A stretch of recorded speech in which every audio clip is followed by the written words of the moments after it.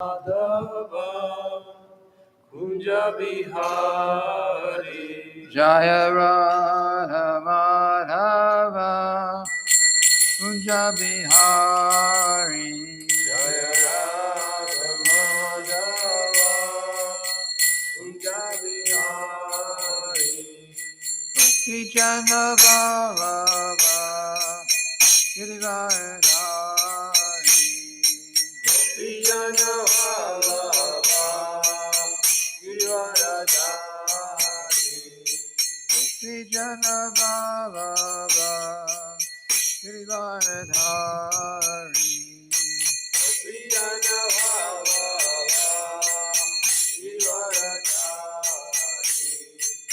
Yashoda Nandana Praja Jana Ranjana Yashoda Nandana Vrajajana Ranjana Yashoda Nandana Praja Jana Ranjana Yashoda Nandana Vrajajana Ranjana Yamuna Tira Vanachari Yamuna Tira Vanachari Yamuna Tira Vanachari Yamuna Tira Vanachari Jaya Radha Madhava Kunja Bihari Jaya Radha Madhava Kunja Bihari Gopi Jana Vallabha Girivardhari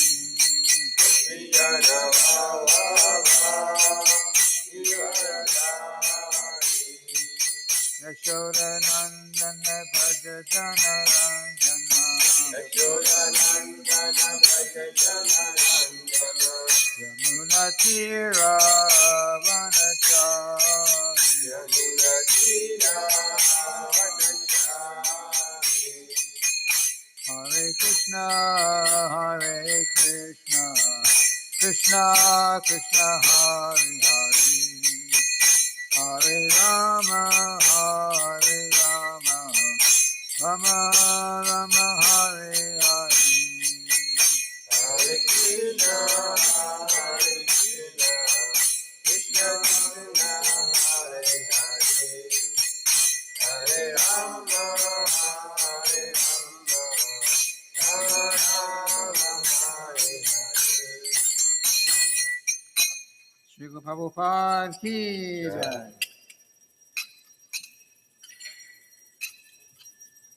Om Namo Bhagavate Vasudevaya. Om Namo Bhagavate Vasudevaya Om Namo Bhagavate Vasudevaya. Om Namo Bhagavate Vasudevaya Om Namo Bhagavate Vasudevaya. Om Namo Bhagavate Vasudevaya So we're reading today from Srimad-bhagavatam, 8th Canto, 8th chapter. We'll cover several verses today, because only one has purport, or two has purport. From 39 to 46, and we're going to finish the chapter. Today's the last day of this chapter. And the chapter's name is? Churning of the Ocean of Milk. Churning of the Ocean of Milk. Yes, the churning of the ocean of milk. Okay, so we'll read. I think the first two verses are together. So we've got two screens here with the verse. Deva swang bhagam arhanti. Deva Swam Bhagam Arhanti Ye tu yasya hetavaha. Yetu Yasya Sahitavaha Satrayaga ivait asmin. Satrayaga Vaitasmin Esha dharma sanatanaha. Esha Dharma Sanatanaha Devaswang bhagam arhanti. Deva Swam Bhagam Arhanti Ye tu Ye tu yasa hetavaha Ye tulyaya sahitavaha Satrayaga ivaitsa tasmin Sadrayaga tasmin Esha dharma sanatanaha Esha dharma sanatanaha Devaswang bhagam arhanti Devasvam bhagavarhanti Ye tu yasya hetavaha Ye tulyaya sahitavaha Satrayaga ivaitasmin Sadrayaga tasmin Esha dharma sanatanaha Esha dharma sanatanaha Devasvam bhagam arati Devaswang bhagam arhanti Ye tulaya sahitavaha Ye tu yasya hetavaha Sadrayaga tasmin Satrayaga ivaitasmin Esha dharma sanatanaha Esha dharma sanatanaha Devasvam bhagam arati Devaswang bhagam arhanti Yetuya jasa hitavaha Ye tu yasya hetavaha Satrajaga ivaitasmin Satrayaga ivaitasmin Esa dharma sanatanaha Esha dharma sanatanaha. Did you try? Devasvam bhagamarhanti Devaswang bhagam arhanti Ye tulyaya sahetavaha Ye tu yasya hetavaha Satrayaga ivaitasmin Satrayaga ivaitasmin Esha dharma sanatanaha Esha dharma sanatanaha Devasvam bhagamaranti Devaswang bhagam arhanti Yedulyaya sahitavaha Ye tu yasya hetavaha Satrayaga ivaitasmin Satrayaga ivaitasmin Esha dharma sanatanaha Esha dharma sanatanaha. So there were two verses together. So we'll chant the next one also. Iti swam pratyashedanvai Iti Iswan swam pratyasedhanvai Daiteya jata matsaraha Daiteya jatamatsaraha Durbala pravalan rajan Durvala pravalan rajan Grihita kalasan muhu Brihita kalasan muhu Iti swan pratyashedanvai Iti swan pratyasedhanvai Daiteya jata matsaraha Daiteya jatamatsaraha Durbala pravalan rajan Durvala pravalan rajan Grihita kalasan muhu Brihita kalasan muhu Iti swan pratyasedanvai Iti swan pratyasedhanvai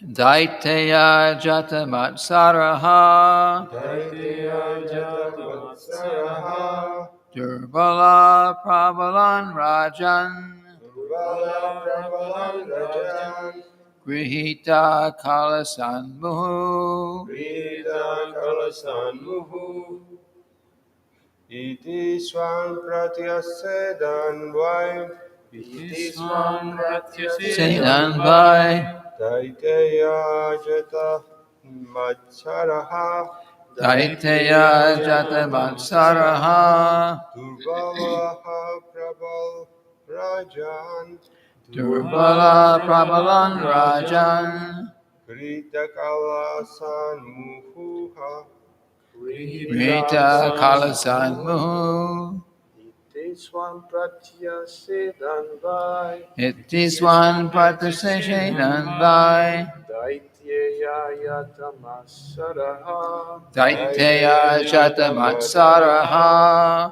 Durvala Prabhalan Rajan Durbalan Prabhalan Rajan Grihita Kalasan Muhu Grihita Kalasammuhu इतिस्वान् प्रत्यसेधान्वाय Itiswan Pratashenanvai दैतेय जातमत्सराः Daiteya Jatamatsaraha दुर्बलाः प्रबलान् राजन् Durbala Prabhalam Rajan गृहीता कलसान्मुहुः Grihita Kalasammuhu Itisvan pratyashedanvai. Itiswan Pratashenanvai Daiteya jatamatsaraha. Daiteya Jatamatsaraha Bala prabhalam rajan. Durbala Prabhalam Rajan Grita kala samuhu. Grihita Kalasanmuhu. Okay.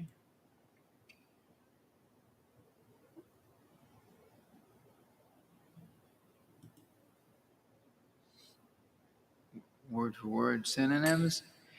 Devaha, Devaha the demigods. the demigods Swambhagam, Swambhagam their own share. their own share Arhanti, Aranti deserve to take. deserve to take Yea, Yea, all of them who all of them who Tuya Ayasa Hetavaha, Tuya Ayasa Hitava who made an equal endeavor. who made an equal endeavor Satrayage, Satyayagi in the performance of sacrifices. in the performance of sacrifices Eva, Eva similarly, similarly Etasmin, Etasmin in this matter, in this matter Eshaha, Eshaha this. this And actually, there's another page of this.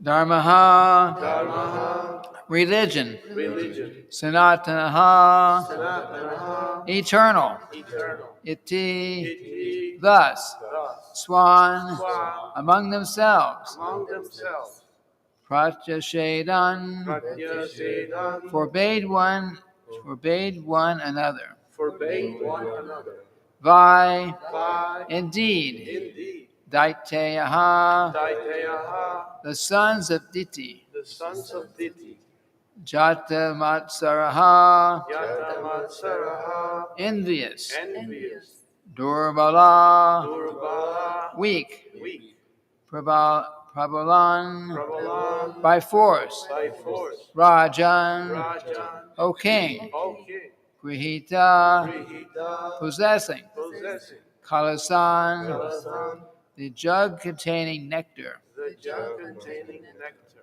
Muhu, Mohu constantly. constantly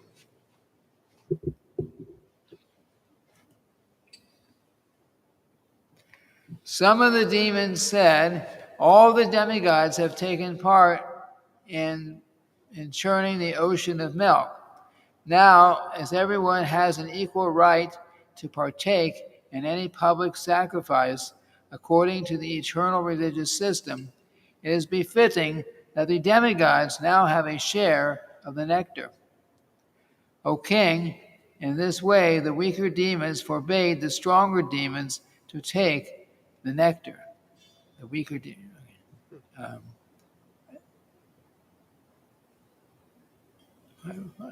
Okay, repeat after me. Some of the demons said, Some of the demons said all the demigods have taken part all the demigods have taken part in churning the ocean of milk. in churning the ocean of milk. Now, as everyone has an equal right Now, as everyone has an equal right to partake in any public sacrifice to partake in any public sacrifice according to the eternal religious system, according to the eternal religious system, it is befitting it is befitting that the demigods now that the demigods now have a share of the nectar. have a share of the nectar.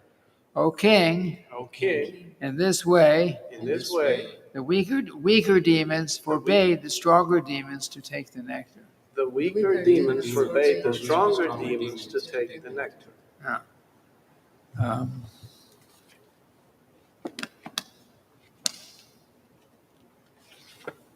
so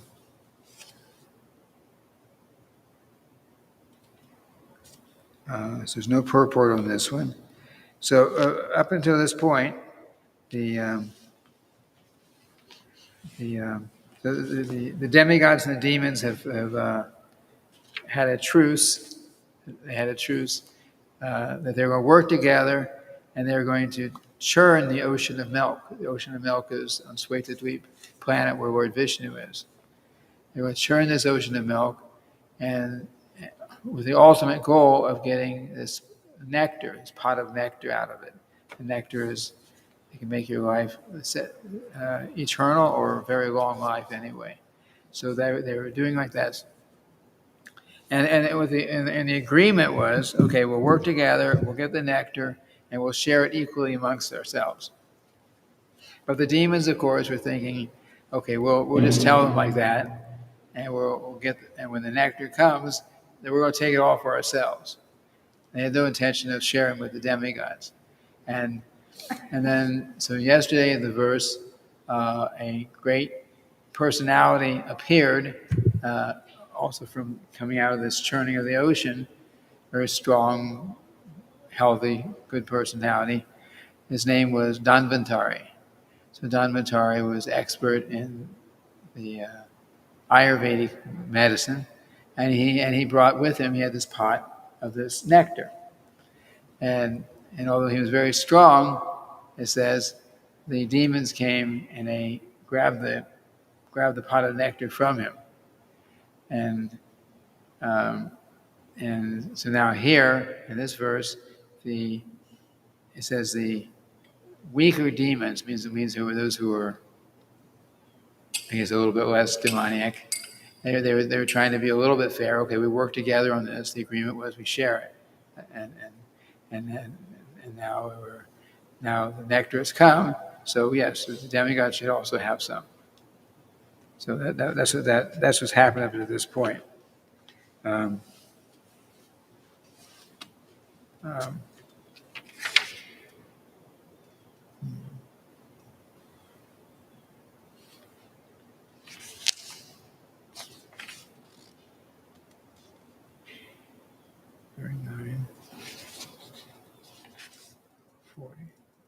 Actually, there is a short purport, very short.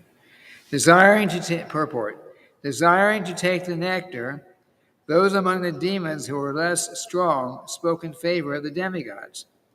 The weaker Daityas naturally pleaded on behalf of the demigods to stop the stronger Daityas from drinking the nectar without sharing it. In this way, disagreement and trouble arose as they forbade one another to drink the nectar. So that's just what I said. I didn't realize there was a purport. And then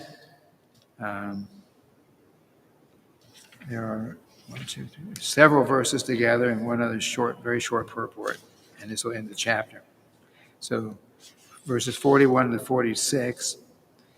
The Supreme Personality of Godhead, Vishnu, who can counteract any unfavorable situation, then assumed the form of an extremely beautiful woman. This incarnation as a woman, anyone know the name? Mohini Murti, was most pleasing to the mind. Her complexion resembled in color a newly grown blackish lotus, and every part of her body was beautifully situated. Her ears were equally decorated with earrings. Her cheeks were very beautiful, her nose was raised, and her face full of youthful luster. Her large breast made her waist seem very thin. Attracted by the aroma of her face and body, the bumblebees hummed around her. and thus her eyes were restless.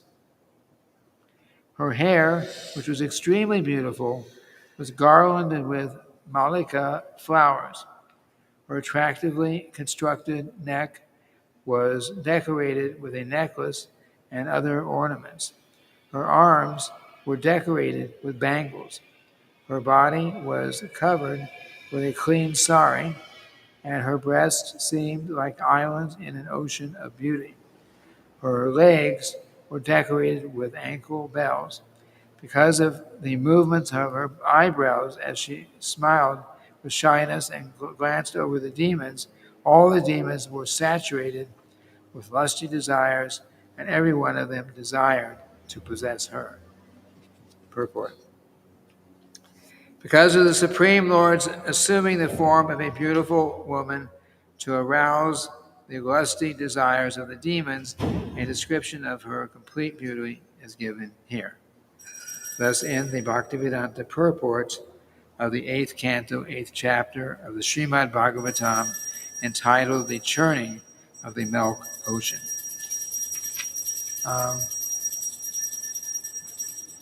And the next, I'll speak something on this. The next chapter, of course, will be about the Mohini Murti and why she actually came, or why he actually came. It's Krishna incarnating as Mohini Murti.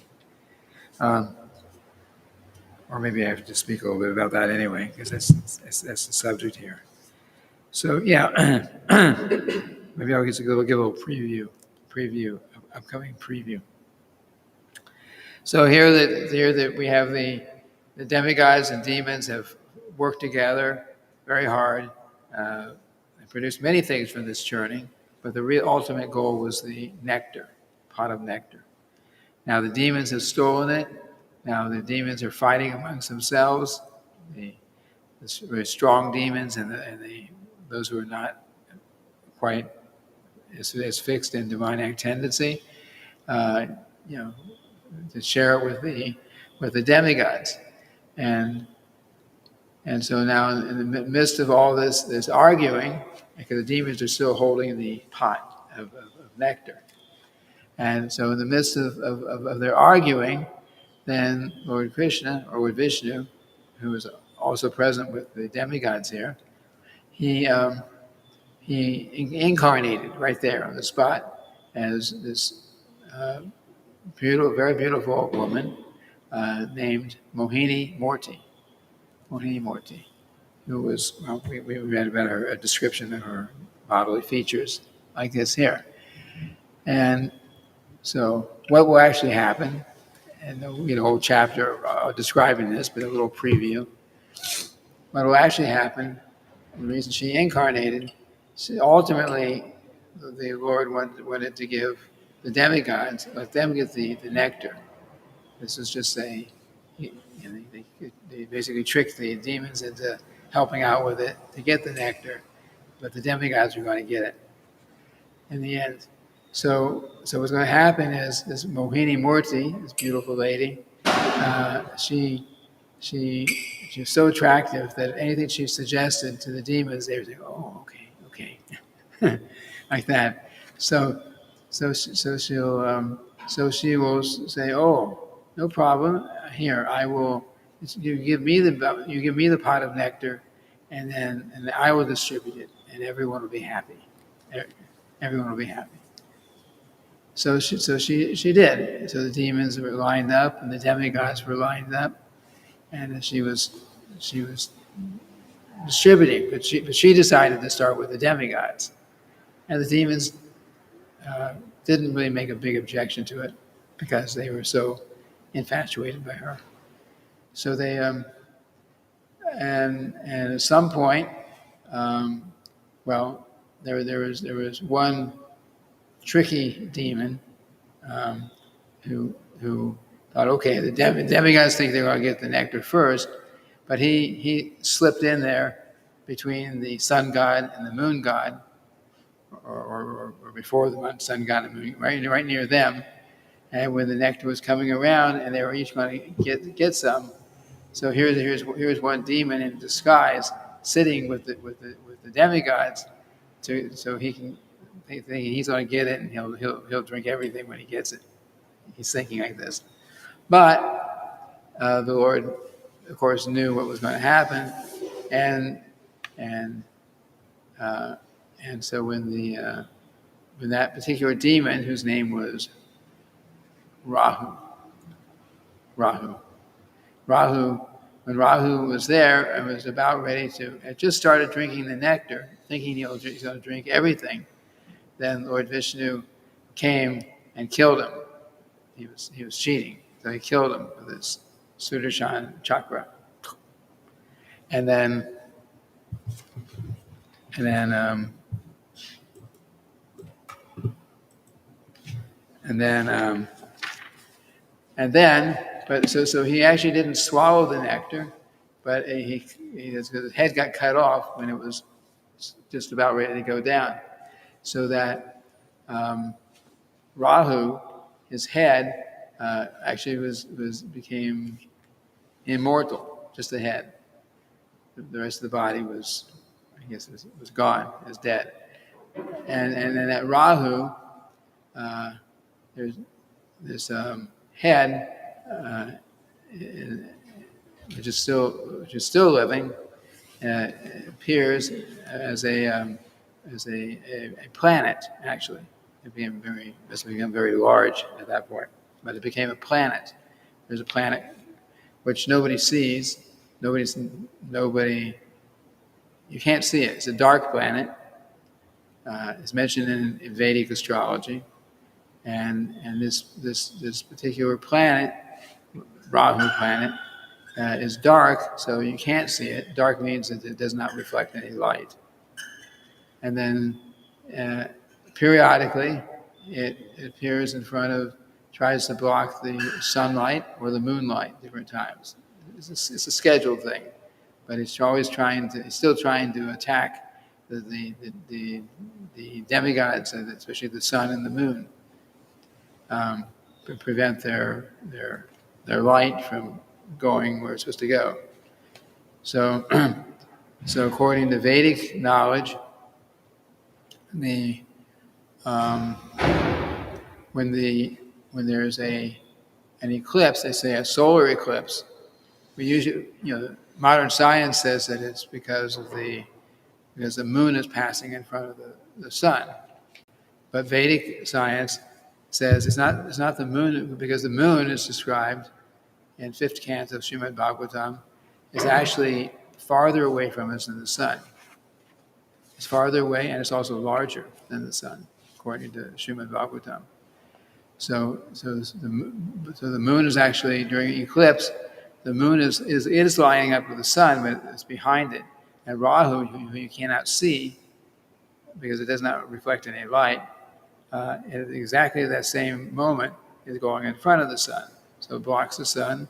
We call it a solar eclipse. And that's actually how it happens. The Rahu is actually blocking the light of the sun, like that. And it all happens in a scheduled way because astrology is like that. So at certain times you can predict. Modern science can also predict when a solar eclipse is going to come and when a lunar eclipse is going to come. But anyway, this is Rahu. Of course, all these things are ultimately arranged and sanctioned, allowed by the Supreme Personality of Godhead. So here's this demoniac personality, but he cannot block the sun for very long. A certain period to pass through, and then he has to wait. But he has his demoniac nature. So anyway,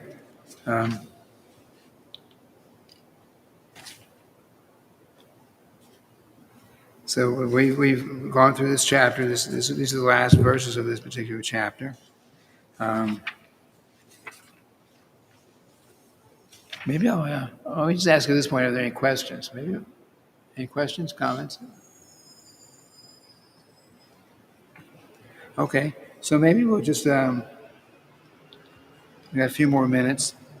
We'll start off with, we'll just read the introduction for tomorrow's verse. No, not tomorrow's, tomorrow's Friday. It'll be Saturday's verse. Tomorrow we read Srila Prabhupada's Nectar book. So this is chapter 9. Take it. Okay, thank you. Thank you. Chapter 9. The Lord incarnates as the Mohini Murti. Okay. This chapter describes how the demons, being enchanted by the beauty of Mohini form, agreed to hand over the container of nectar to Mohini Devi, who tactfully delivered it to the demigods. When the demons got possession of the container of nectar, an extraordinarily beautiful young woman appeared before them. That's Mohini Murti. All the demons became captivated by the young woman's beauty and became attached to her. Now, because the demons were fighting amongst themselves to possess the nectar, they selected this beautiful woman as a mediator to settle their quarrel. Taking advantage of their weakness in this regard, Mohini, the incarnation of the Supreme Personality of Godhead, got the demons to promise that whatever decision she might give, they would not refuse to accept it. When the demons made this promise, the beautiful woman, Mohini Murti, had the demigods and demons sit in different lines so that she could distribute the nectar. She knew that the demons were quite unfit to drink the nectar. Therefore, by cheating them, she distributed all the nectar to the demigods. When the demons saw this cheating of Mohini Murti, they remained silent. But one demon named Rahu dressed himself like a demigod and sat down in the line of the demigods. He sat beside the sun and the moon. When the Supreme Personality of Godhead understood how Rahu was cheating, he immediately cut off the demon's head. Rahu, however, had already tasted the nectar, and therefore, although his head was severed, he remained alive. After the demigods finished drinking the nectar, the Supreme Personality of Godhead assumed his own form. Shishigornitai, Shishirana Vijayvihari, Jagannath, Balara, Medi Subhadra, Ki. Sukadeva Goswami ends this chapter by describing how powerful is the chanting of the holy names, pastimes, and paraphernalia of the Supreme Personality of Godhead.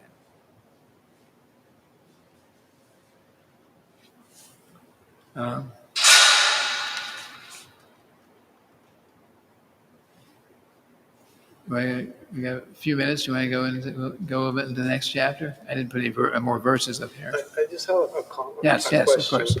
So, how would you, let's say that a scientific person like that, completely atheistic, he has studied, the sun and the movement as they think that they happen. The sun and the earth going around the sun. Yes. The way that they think things are going on. And then they hear what we're reading here. And they say, oh, these people, they're just, these are myths. And this is how they explain the moon going in front of the sun. And they think it's Rahu, and they make this story up. And what do you argue, if you want to argue, to that person? If it was actually a scientist, I probably wouldn't argue. because they would have thousands and millions of their scientific arguments to prove why things are the way they are. But that's why we have our own scientists. In ISKCON, we have scientists also who, of course, accept this as truth.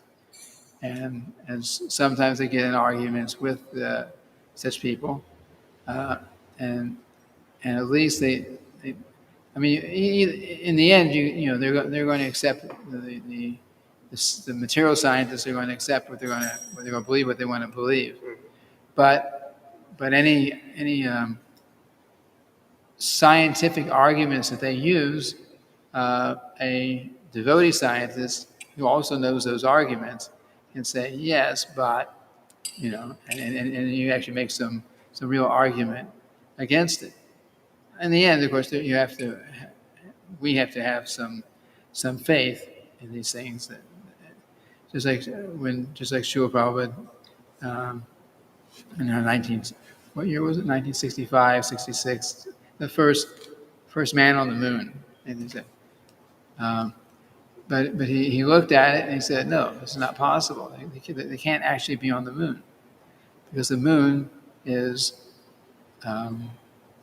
millions of miles farther away from us, according to the Srimad-bhagavatam.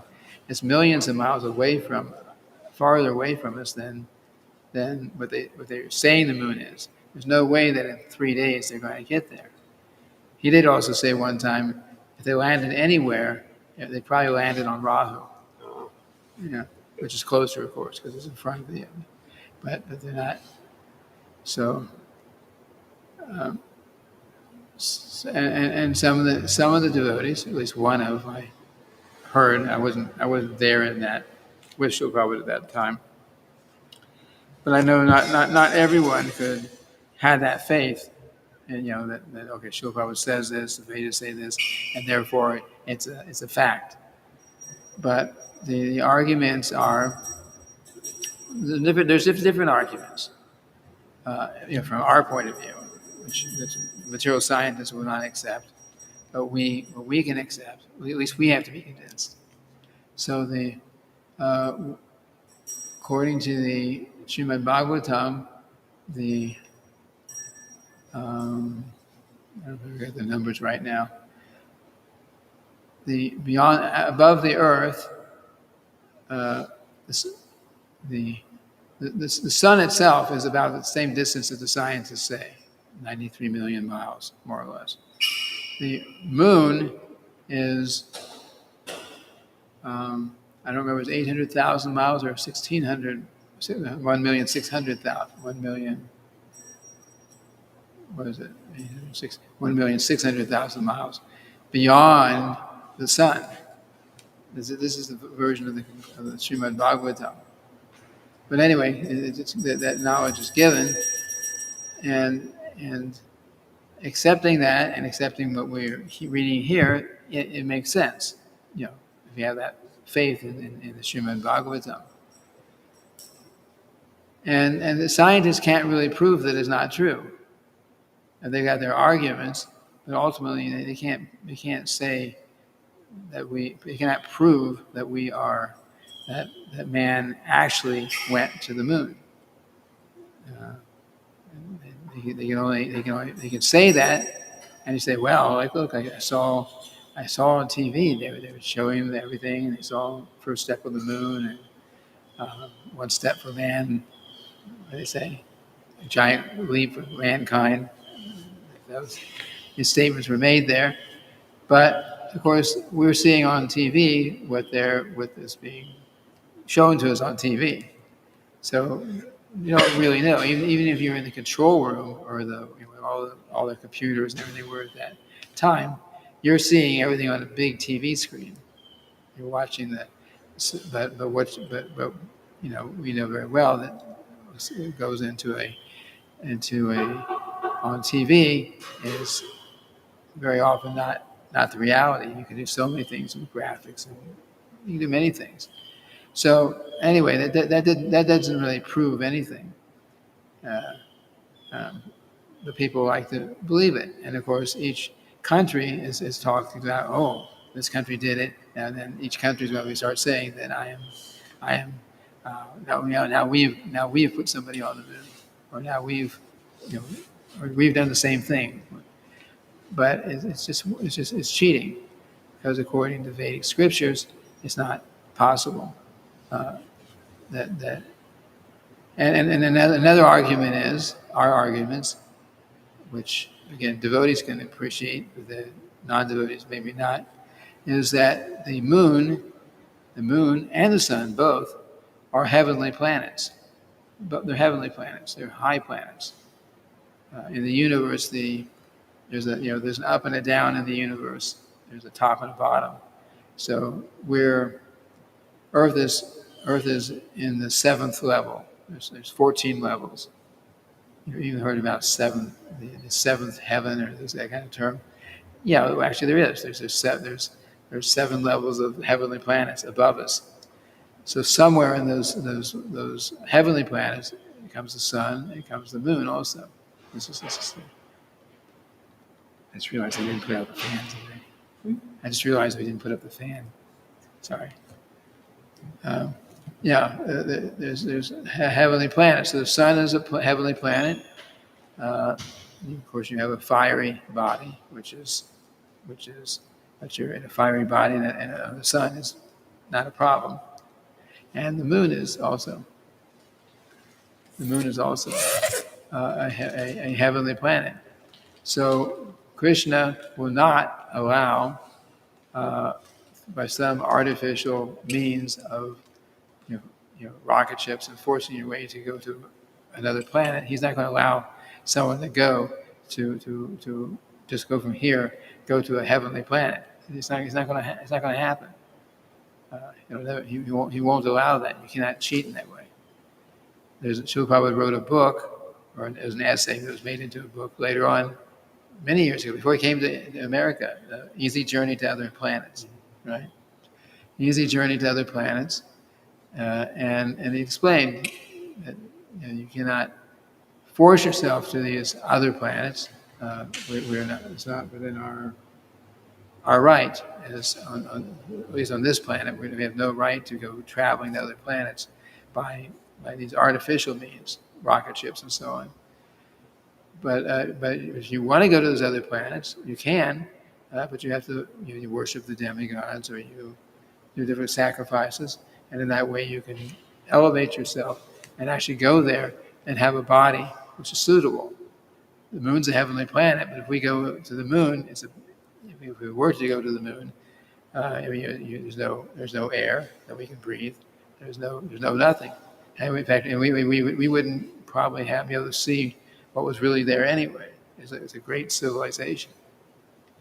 So we wouldn't actually be able to enter into that society there with the present body. We have to change the body, and we can't change the body without going, without changing our, performing our sacrifice and so on to be elevated to those planets.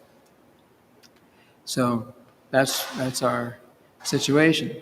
But Srila Prabhupada says the best planet, we want to go to another planet. Best planet, go to the highest planet, Krishna Loka planet. And there's no birth, no death, no disease, no old age, no suffering at all. There's no suffering at all on Krishna Loka or any other Vaikuntha planets.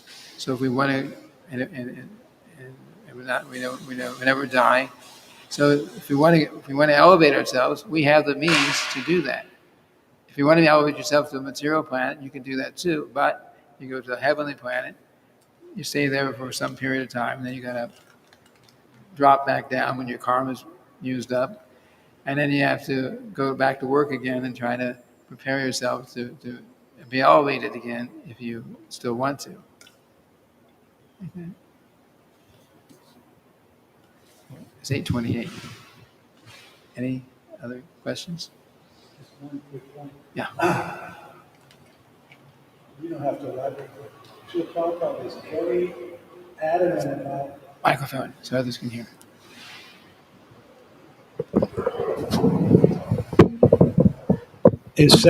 if you listen to several of Srila Prabhupada's lectures, Uh-huh. and also in his writings, but I've been listening to a lot of classes on the same topic. And Srila Prabhupada was very adamant about saying, particularly, and giving, scientific evidence about the moon landing thing.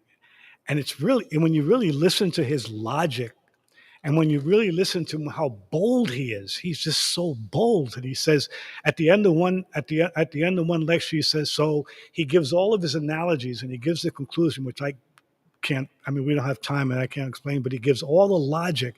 And he says, so for this reason, they did not go there and they will never go there. I mean, he was very like on the point, right in your face, you know. A lot of people can't take when somebody says something to them, they try to correct them or help them. The false ego just flares up all over the place. Oh, you can't tell me what to do, you know, even if it's a little thing. And Prabhupada made this bold statement about, you know, a whole society that that's really built up on this whole moon landing at the time. You know, I remember that as a kid myself, you know, and watching the whole thing, and then years later to hear Srila Prabhupada completely denounce it. You know, Yes. it's just.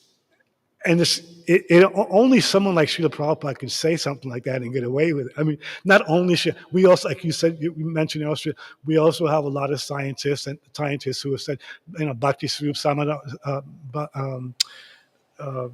Yeah. Like you threw down with our. yeah, and Sariputta and a lot of the other scientists who had, they actually commented on that. And even today, there are a lot of devotees who are, you know, bring that up. It's not something that you really want to. Anyway, but he's made that point. He says, well, if they went there, why did they come back, and why aren't they going there now? So there's a whole lot of very very controversial issues when it comes to that whole, you know. Yes, and that's another argument. They say they went, and they went a couple of times. And that 50 years went by, and nobody ever went to the moon. And now it's like a big struggle. How do we go to the moon? So it's suspicious. So best thing, at least this is a position I'll take. I'll just take Srimad-bhagavatam, the Vedic scriptures, and as this is the fact, and we'll go with that. And that also makes sense. Actually, makes a lot more sense than the modern scientific approach, material scientific approach. Because here we're taking knowledge, perfect knowledge that comes down. It's deductive, it's called. And the scientific approach is called inductive, which means you with your imperfect senses and tendency to cheat and everything, or four defects we have, we are trying to figure things out and analyze them and put something together, but our senses are imperfect. We make mistakes, we cheat. Even if we know what the truth is, we may hide the truth for whatever reason, like that. I'm supposed to stop at 8:30. It's 8:32. So I think we have to end here for right now. Tomorrow we read True Public Nectar, and Saturday we have Srimad Bhagavatam again in the next chapter, this upcoming chapter. Okay. Srila Prabhupada ki jai. Jai, His Grace Dhamma Prabhu ki Jai. jai.